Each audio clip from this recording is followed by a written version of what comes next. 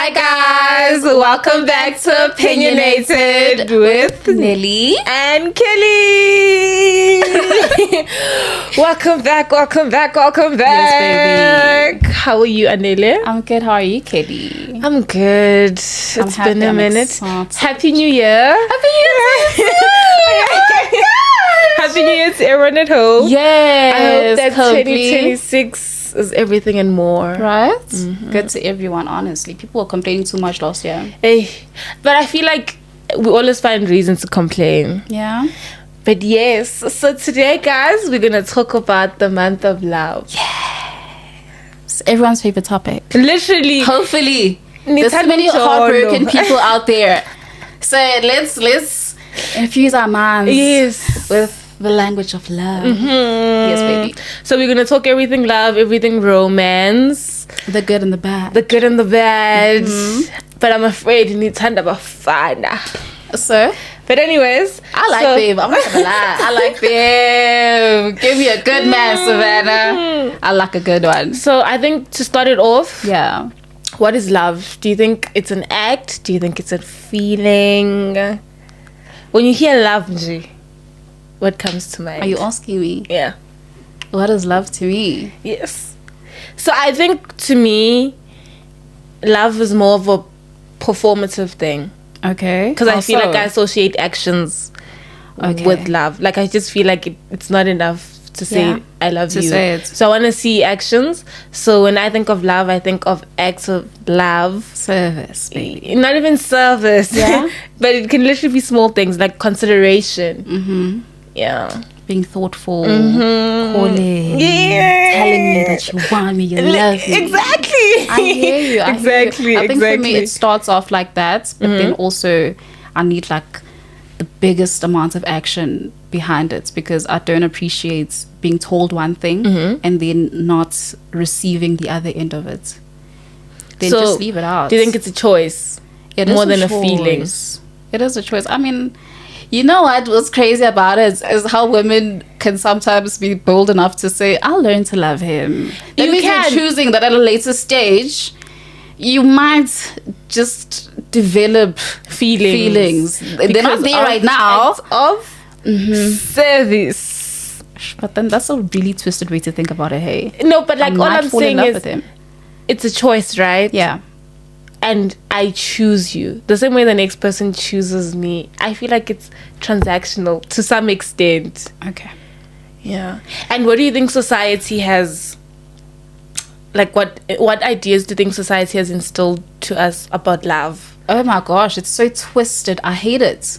I hate the idea that, you know, how people portray relationship these days. How it's said that, oh my gosh, having a boyfriend is so embarrassing. How dare you? How we're trying to idealize this image of being single, childless. Yeah. I mean, the idea behind it, I get it. And it's not for everyone. Yeah. That's the thing. It's not for everyone, because there's people that believe there's purpose behind being in a relationship. Yes. Also, their purpose might be found within a marriage. So then now if we live in a world where people think, but being with the person is embarrassing, what will other people say? And then the minute something goes wrong, then you're out. Okay. But to fight my case, right? Yeah. So I think the last time we touched on relationships, my ideas were very biased. Mm-hmm. And I think I've changed on how I see it now. So I think, yes, society does encourage singleness, because I feel like there's just now a larger rate of women who are single. Yeah. To some extent, I feel like the ratio men to women. Do you think that's by choice or by or like it's a matter of men are not? I feel like even with statistics, there's more men in jail. Oh my gosh, I hate divorce rates. You see, so I feel like there's just not enough. So I feel like we can glorify singleness because it can be good for you in that moment, but I also do see that there's lots of value as long as it's not performed, though, as long as you're not doing it for other people's pleasure. Just to get into the group chats and okay, say, so I want our post our share on their social media platforms. I'm not one that believes in public relationships. Okay, I can't.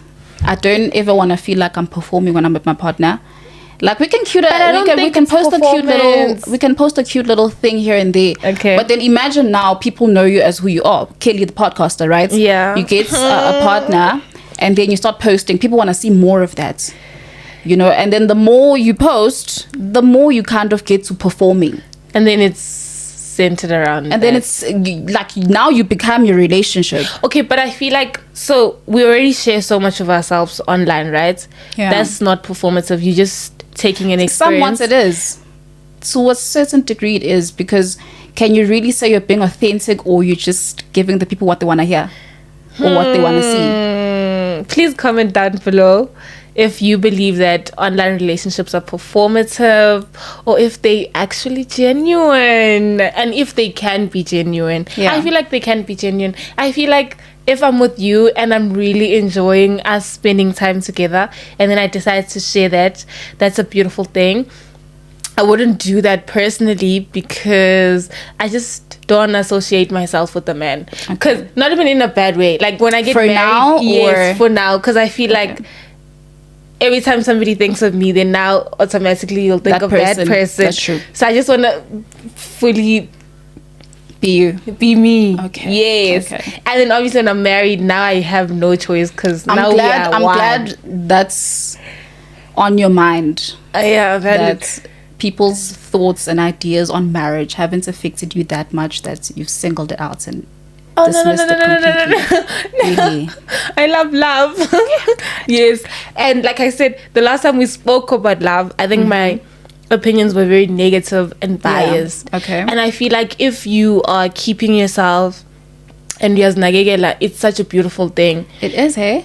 And if you're waiting for that specific person, whatever Superman you're waiting for, he's there. Okay. Somewhere. With that said, I have a couple of questions that I want to ask you. Okay. That I'll answer to, and I want to encourage our viewers to also respond to. Yeah. If you don't mind me asking, can I? Yeah, sure.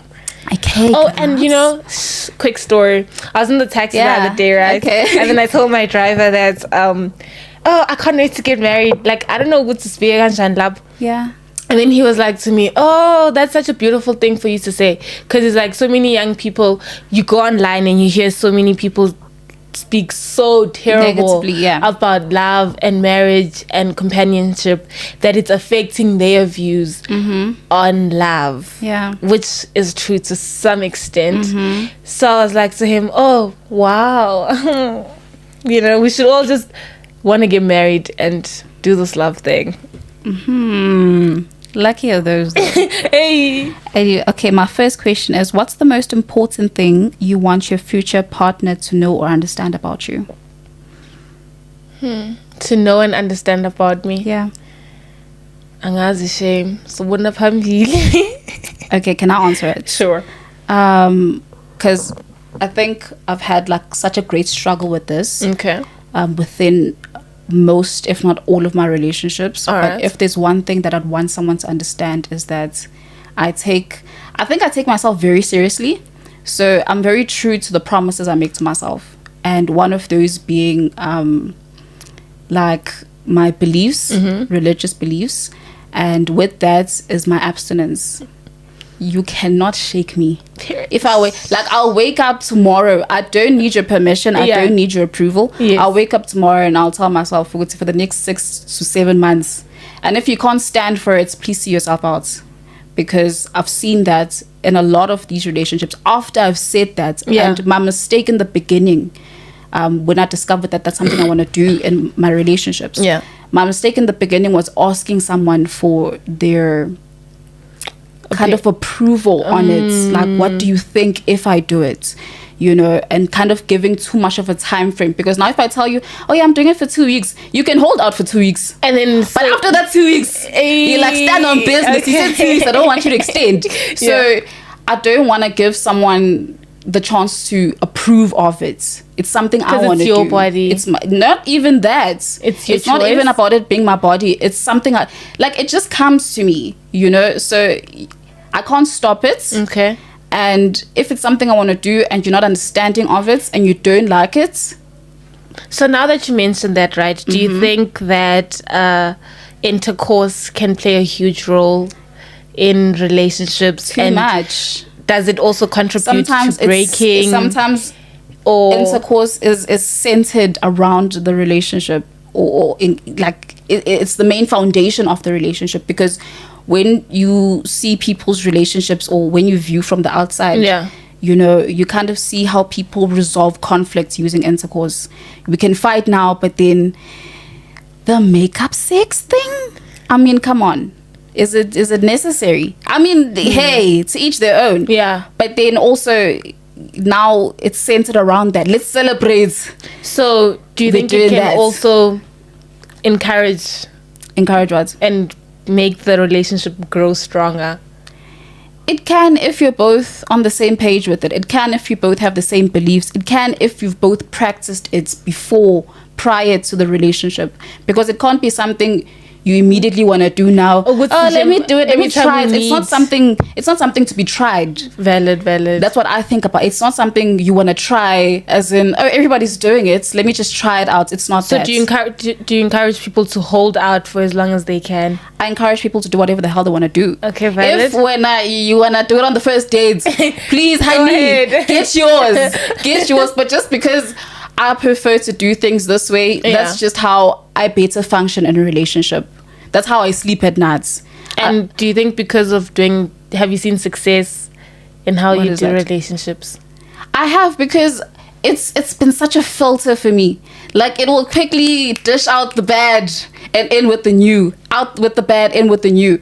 And I've been in relationships, luckily, fortunately for me, I've been in relationships where I've expressed it from the beginning, and the people were very understanding of it. Although sometimes there is a little bit of pressure, which is something I really won't tolerate anymore. All right. But there has been a little bit of pressure, you know, are you serious about it? You know, is she, like, you test the limits to a certain degree. And to a certain point, I did tolerate that, and then you know, but then now I'm just like, if I tell you it is what it is, it is what it is. Stand firm in your boundaries. Yeah. Stand very firm in your boundaries.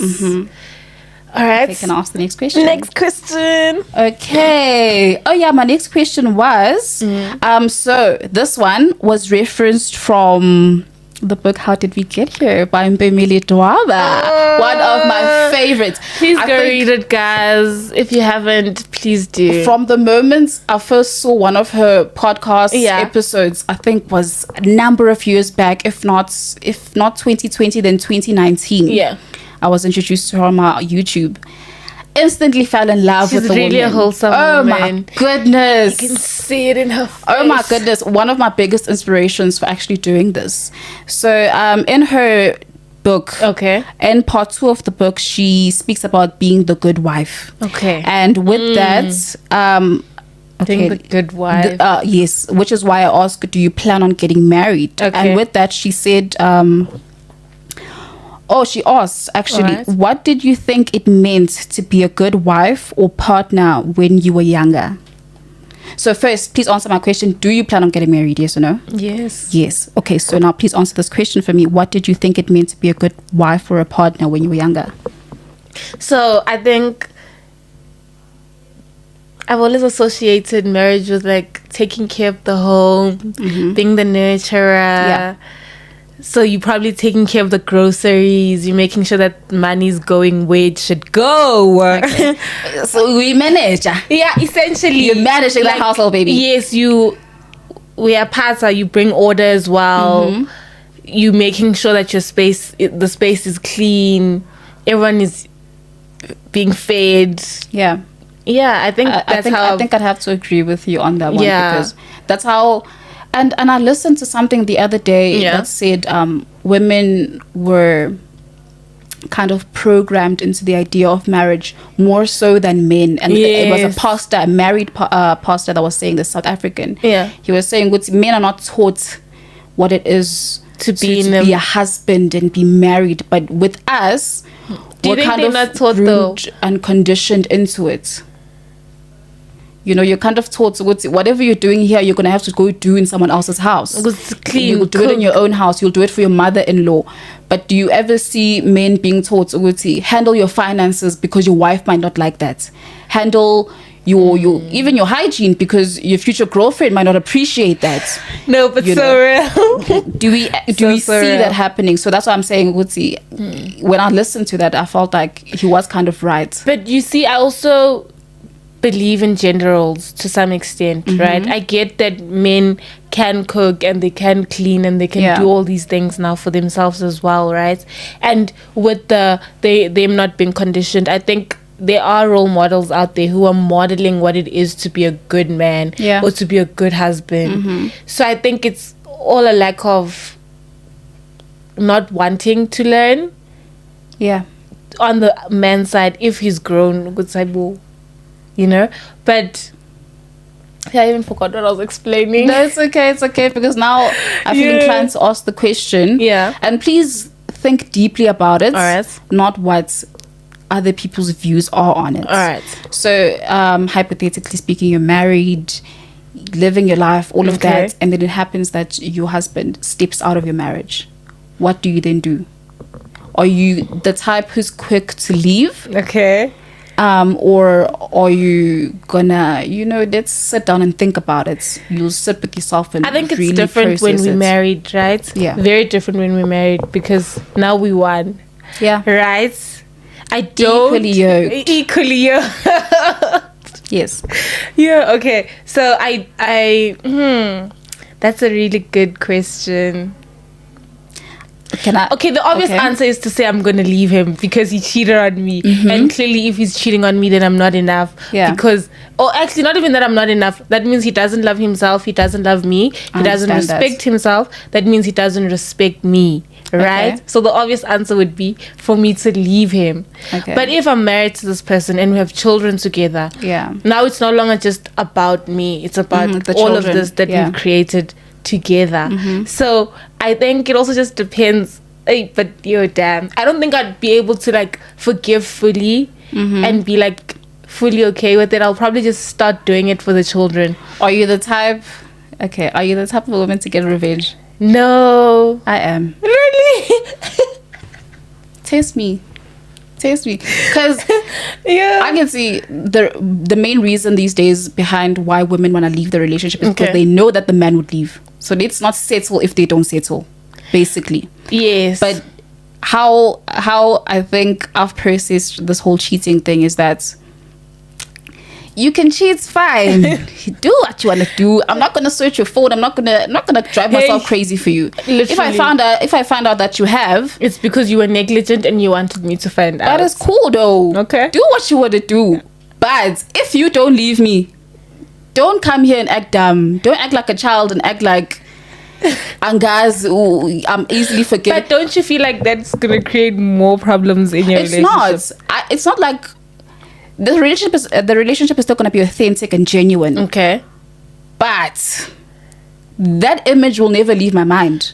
It will never. That's something that's forgive and forget. It's gonna be really hard. I'm speaking on experience. Honestly speaking, I'm speaking on experience because this is something that happened and then you cheated back.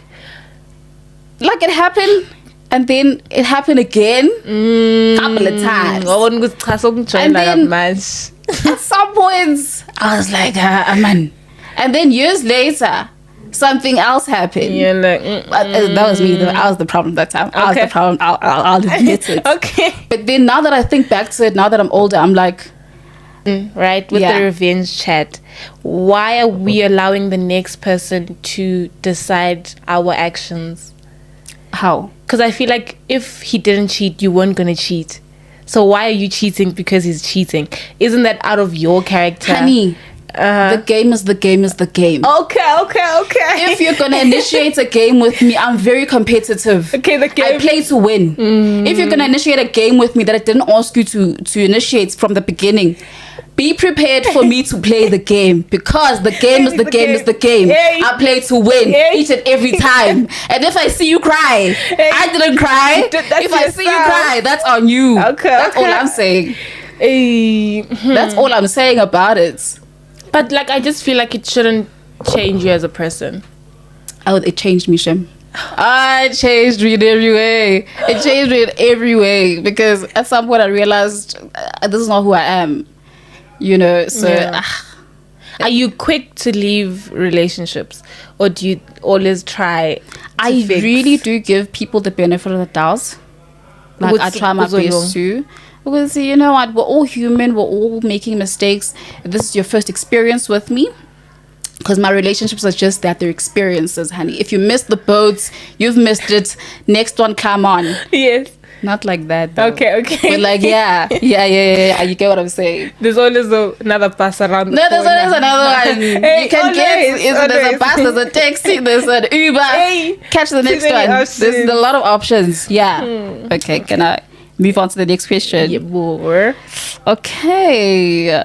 If you had 2 days left to live, is there anyone you would call just to tell them that you love them or you miss them? Like an ex-companion? Yeah. Or a crush, or I'll definitely anything. call my crush. Okay. I always have a crush, son, every week. Really? Kelly? We're so different, yes, because you know how long my crushes last? I remember there's only been 3. Yeah. I remember the first one. I remember the second one. And I remember the one that I have now, I've had it since last year. One of my crushes lasted 7 years. I love it. I'm quick with it. You're quick I also to move feel on. like it's a crush, you know. I don't want to okay, every time I think too much about it, I get hurt because I feel like I like the person more. Too much. Yes. Yeah. So that's why it's like an every week kind of thing. Yeah. But I'll definitely call my crush for What that would you moment. say to them? I'd say, if hi, you're comfortable boo. with saying that. Baby, you're dying. You know, Say hi, boo. You don't have time to waste. Go say hi, boo. Yeah, I just wanted to tell you, we could have did a real thing, but you're playing. I think I'd also call my crush. Hey? Yeah. But my crush from like last year. Yeah, we could have been.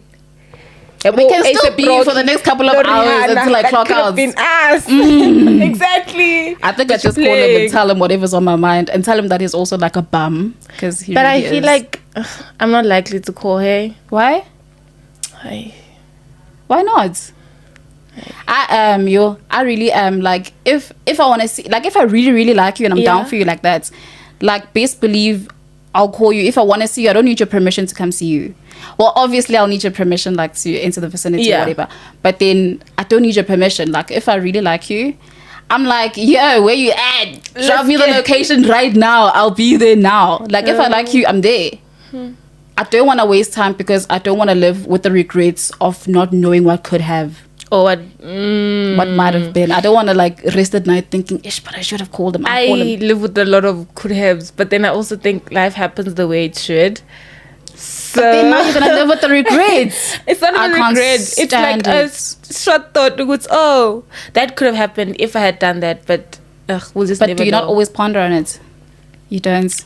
Next, as life is quick, guys. Really? The world is ending. The world is ending. I'm telling you. My goodness, we're so different. Really? Yeah. Yeah. No, I feel like isn't this one zibhlungu? Too painful. Too painful. I have a little short something on that. Like after I ask these questions. All right. Okay, my next question is, this is now question 4. All right. Have you ever been in love? And if so, how do you know that you loved them? And remember, there's a difference between being in love and just loving someone. Have I ever been in love? I love myself. I think I've experienced love from me in the greatest form. Yeah. And then with a companion, I don't know. Maybe. You don't know if you've ever been in love? Yeah. I think that's fair. I really don't. Maybe. I wouldn't know. I have experienced something. Yeah. But I don't know if it was love. Maybe it was. I don't know. I definitely have. I think I have been in love because I saw it in the way that I carried myself throughout the relationship, in the way I acted, in the way I don't want to say performed, but in the way I showed up, in the way I listened, in the way I responded, in the way I wanted to know more about them, in the way I was willing and wanted to fight for the relationship also. Do you think it was the same on his part? Yes, very much so. That's what encouraged me actually to continuously wanna fight for this relationship to make it work, to grow. Yeah. And also, oh, that's such a beautiful thing. Right. Too bad it ended. Hey. But then also it's beautiful to know that you've experienced that. That means you're more than capable of doing it again. Obviously, I'm willing to do it again at some point should my mind be changed. Yeah. But it's not something I'm in a rush to figure out. Do you think you're a submissive kind of a woman? Yeah. Really? I can be. Yeah. I can be. But I also feel like you need to show me why I should be submissive. Good that you say that, because the reason why I ask is that, like, I found myself kind of struggling with whether or not I'm submissive or not. But then also, at some point in time, I was introduced to someone that I felt the need to be that way for. Like, every time I was with this person, I felt like such a girl. I felt like everything was taken care of. Yes. Let me just be there for you, to take care of you. Like, if you're not okay, I'll be there to support you, whatever. But I'll let you do what a man's got to do. Exactly. You encouraged me to be submissive. Yeah, it wasn't just... And that's not with everyone. I don't have that experience with everyone. I've had someone tell me that they felt emasculated by me, and I didn't understand what that meant. Really? Yes. I can be, though. I can be very masculine. I won't hide that. Yeah. Because also I take a lot after my father. So because of that, then I think there's this man within me. Oh. And sometimes, sometimes if you're not playing your role. Are you the first daughter? Second. Oh. Because this first daughter. Yeah, I get kind that. Of thing. I get that. Yeah, I get that. But then if you don't encourage me to feel and play that role, then it's not going to happen. And it happens it's an immediate thing. It happens from the beginning. You don't have to ask a woman, will you be this and will you do that for me? If it's not happening, catch the signs early. So be the head and lead so that we can follow. But lead someone who wants to be led by you. Yeah. It's nothing that can be forced. So do you think the problem with today's relationships is that we want to force things? Somewhat. And we're also in denial of the fact that we're forcing them. Because now, if you're waiting to see how things are going to play out in the future, then are you being honest with yourself in the now? That's a real thought. Okay. Can I move on to the next question? Ma'am. Okay. One of my favorites, actually. How do you accept apologies, if you've really ever thought about it? How do I accept apologies? Yes. Can I answer just to give you a thought on it? All right. Okay, so with me, I discovered very early on in one of my longest relationships that I hate an empty-handed apology. Don't come at me with empty hands and think you're going to come apologize for the mess that you have caused. I better see hands behind the back. I better see a little dangly something. Flowers are not enough, honey. Speaker screaming my name. No, listen to me when I say, yeah, but when it comes to apologies, I'm very, very materialistic. Very materialistic. I need a dangly little something. I need something that's gonna make my arms look a little bit better, beautify my neck. Yeah, do something. But don't just come, baby. I'm so sorry. I'm not gonna hear it. But doesn't it all depend on like the magnitude of the mistake? It does. That's why the gift must then now correlate with the apology and the mistake that you made. Okay, valid. Exactly. I don't think I'm materialistic when it comes to apologies. Okay. Yeah, I think a simple I'm sorry. And I think also laying out exactly the wrong that you did. Yeah. Or the part that you played, how much they've hurt you. I think a simple I'm sorry is okay. But, okay, let me also ask. Are you materialistic? Like, if there was money and love... How? if there's 50 million in the love of my life and God is standing right here, my child, you can only have one. Yeah, I'm looking at that money like, please, honey. Wait a minute. I'll find my next love in Pora Pora. All right. There's love everywhere. I'm taking the 50 mil now. All right. Now, Kelly, I need you to understand that. But I think I'm material. Okay, I am materialistic, right? But I think it was such a hard thing for me to like accept about myself. Okay. Because I feel like as soon as you say you're materialistic, then you sound like the kind of woman that is out for money. Yes. Dates for money. Yes. Goes out on dates for money. And it's not even like that. It's not like that at like all. Material. Like, Serial girl. Yes, like I like things. I really like things. Yeah. So I want us to like things together. So I think when I say materialistic, I mean it in that sense. But I think I am materialistic. Materialistic enough to also afford yourself these things, not only to seek them out from someone else, right? Yeah. That is also very important, guys. Don't expect people to do things that you're not doing for yourself. True. They're not your mother. They're not your father. True. They don't owe you anything. True.